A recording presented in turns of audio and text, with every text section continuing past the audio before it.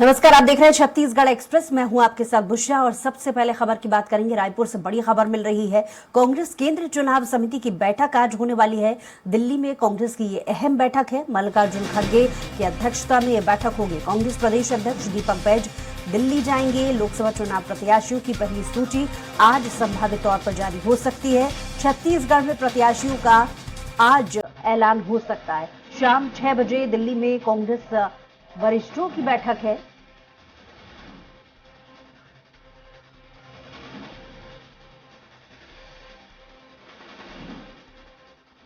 तो दिल्ली में कांग्रेस की अहम बैठक आज होने वाली है। जाहिर है कि लोकसभा चुनाव से पहले अंतिम मोहर जो तमाम दिग्गज नेता हैं कांग्रेस के, वो दिल्ली में आज बैठक करेंगे और फाइनलाइज करेंगे प्रत्याशियों के नाम। और पहली सूची संभवतः आज जारी हो सकती है। छत्तीसगढ़ के प्रत्याशियों की कांग्रेस प्रत्याशियों की जो सूची है वो आज आ सकती है, माना जा रहा है, क्योंकि आज दिल्ली में कांग्रेस के वरिष्ठों की बैठक है। मल्लिकार्जुन खड़गे की अध्यक्षता में ये बैठक हो रही है। कांग्रेस प्रदेश अध्यक्ष दीपक बैज भी दिल्ली जाएंगे।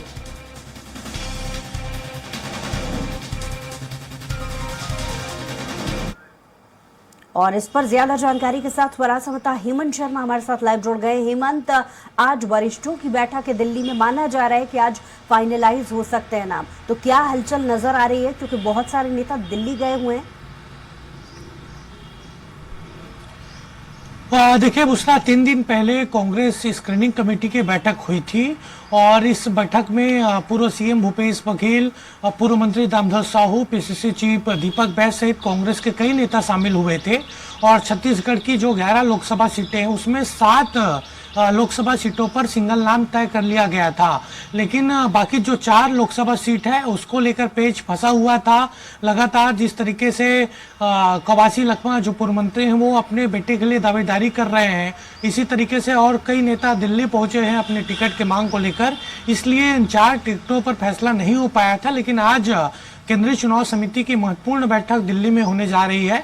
मल्लिकार्जुन खड़गे जो कांग्रेस के राष्ट्रीय अध्यक्ष हैं उनकी अध्यक्षता में बैठक होगी। पहले से दिल्ली में पूर्व सीएम भूपेश बघेल मौजूद हैं।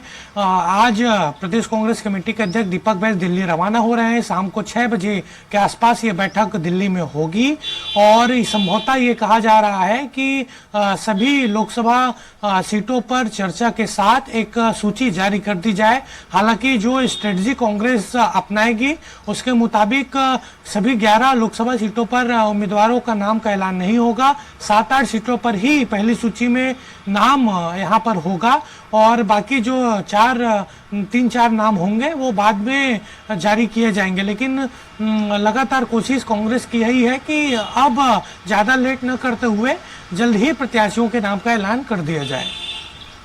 जी, और इसके अलावा क्या उम्मीद की जा रही है कि किस प्लान के तहत, यानी प्रत्याशियों का चयन किस आधार पर होने वाला है? क्योंकि हमने लगभग देखा कि बीजेपी में बहुत ज्यादा रिपीटेशन के नाम सामने नहीं आए हैं, तो किस फॉर्मूले के तहत कांग्रेस अपने प्रत्याशियों का ऐलान कर सकती है?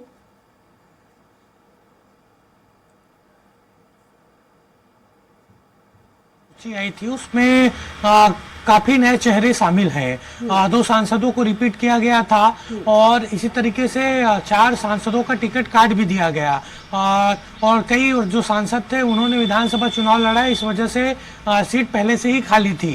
अब कांग्रेस की बात की जाए तो कांग्रेस एक नई रणनीति के तहत काम कर रही है इस उम्मीदवारों की सूची को लेकर और ये कहा जा रहा है कि सभी जो वरिष्ठ नेता हैं उनको चुनाव लड़ाया जाए ताकि एक मजबूत विकल्प दिया जा सके, मजबूती से चुनाव लोकसभा सीटों पर लड़ा जाए। क्योंकि 2019 में 2 लोकसभा सीट ही कांग्रेस जीती थी, उस समय कांग्रेस की सरकार थी, लेकिन अब प्रदेश में कांग्रेस की सरकार भी नहीं है। ऐसे में दोहरी चुनौती है बुशरा कि ज्यादा से ज्यादा सीटें लोकसभा की छत्तीसगढ़ में जीती जाए।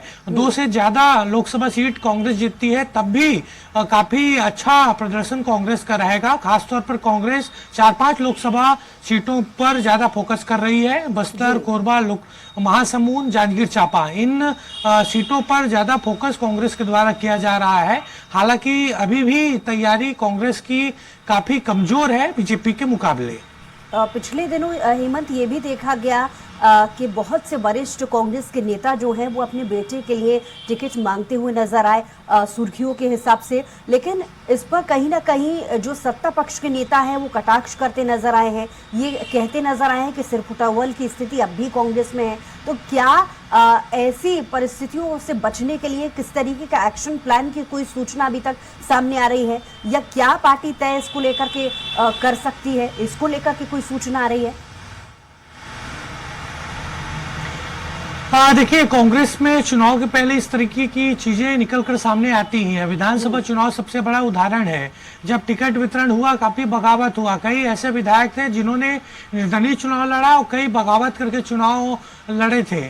तो अभी फिलहाल सबसे ज्यादा जो स्थिति यहाँ पर सामने आई है वो बस्तर सीट को लेकर है। बस्तर लोकसभा सीट 2019 में कांग्रेस ने जीता था, दीपक बैस सांसद बने थे, लेकिन अब उस सीट को लेकर काफी बवाल मचा हुआ है।